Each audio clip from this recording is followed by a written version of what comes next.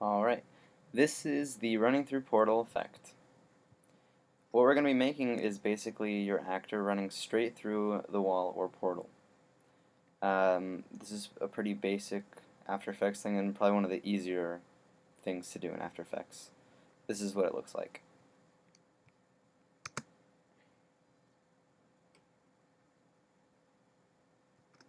Right. Pretty easy. So this is what we're going to do to start off. First you have your footage, your foreground footage. This is just the regular footage of your actor running through the wall, or slamming into it in this case. And then this is just the background layer. It is just a pretty flat background with and hopefully it's a video so you can get the matching grain instead of just a static shot, you know. So the first thing that you're going to want to do is duplicate with using Command D, and then figure out where exactly your portal is. Let's say about right there.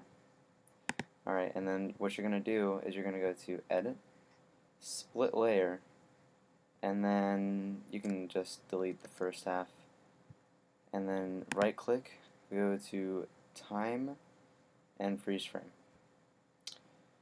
Basically what that does is it's going to be, we still have this shot here, but just to give us some more extra time, we have over the top of it a freeze frame right when we get there.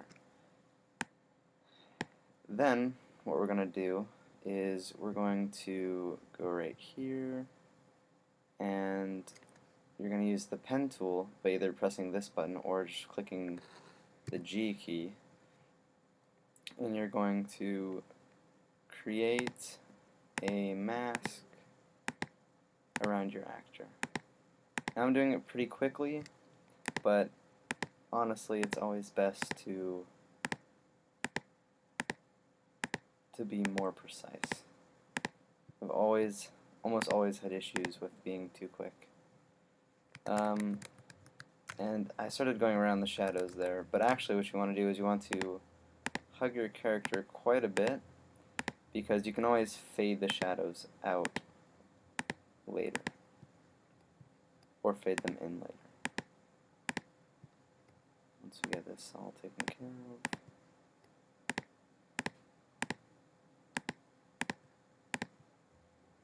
Alright, and that's what a mask looks like. So the main thing that brings him in, that contracts him, is something called mask expansion. And what you're going to do is you're going to hover over here and then click M to get to your mask, or just click on this arrow right here and you'll see all the settings of what's affecting this video.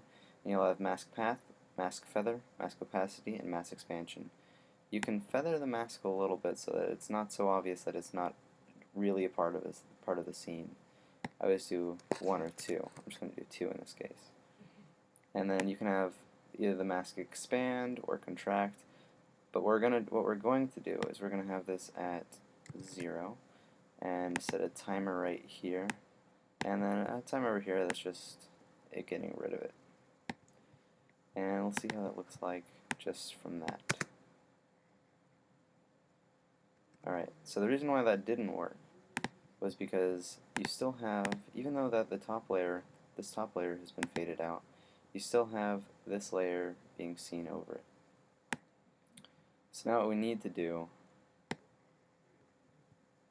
is fade out that layer at that point.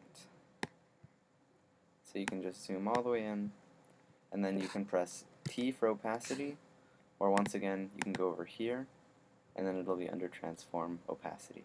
You'll click the stopwatch to initiate the stopwatch, and you'll do 0. And you're going to want that probably to happen pretty quick, I'd say. But you don't want it to be too obvious. It's kind of tricky at first, but you'll get the hang of it. Alright, let's see how that looks. See, and that's too slow. So then what you're going to want to do is go over here, and there's 2 ways to do this. You can either press U to see everything that's affecting it, or you can press M and find it through your mask expansion. So that was way too slow. We're going to bring this way over here, and still too slow. Maybe bring it now, and there you go. Now let's look at what we've created.